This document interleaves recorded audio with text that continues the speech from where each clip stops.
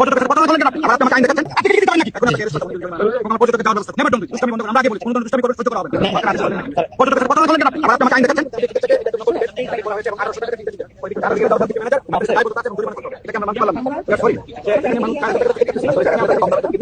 আপনি জানেন না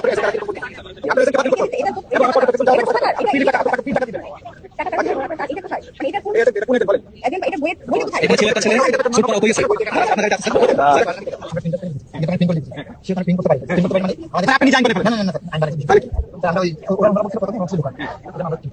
একেবারে আপনি শয়তানি বন্ধ করেন আপনি কি দিতে পারেন নাকি?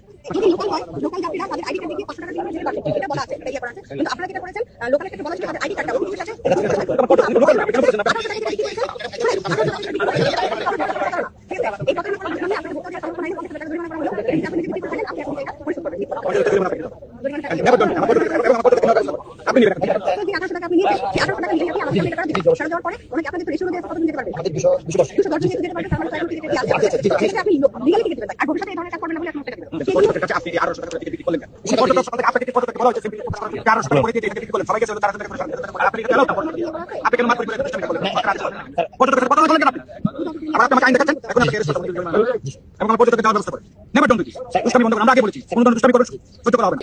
আমরা একেবারে লাস্ট মোমেন্টে একটা অভিযোগ পেলাম যে কেআরএস সিঙ্গাপুরে হাসি তারা কাঁচা টিকিট দেখা যাচ্ছে আমাদের কিউআর কোড যেটা টিকিট অনলাইন থেকে আসার কথা সেই টিকিটের বাইরে ওনারা তিনজন পর্যটক এই ধরনের টিকিট প্রোভাইড করা হয়েছে আর কি। তো সেই অভিযোগটা আমরা আমলে নিই যেহেতু আমাদের এই ধরনের টিকিট বিক্রি করার কোনো প্রভিশন নাই। তবে একটা বিষয় আছে যারা লোকাল তারা যদি যেতে চায় সেক্ষেত্রে কিন্তু তাদের দাবি হয়তো টিকিট লাগবে না, সেক্ষেত্রে তাদের ভোটার আইডিটা ইনক্লুডেড থাকতে হবে এবং তাদের জন্য 500 টাকা করে ভাড়া গত বছর থেকে নির্ধারণ করা হয়েছিল আর কি।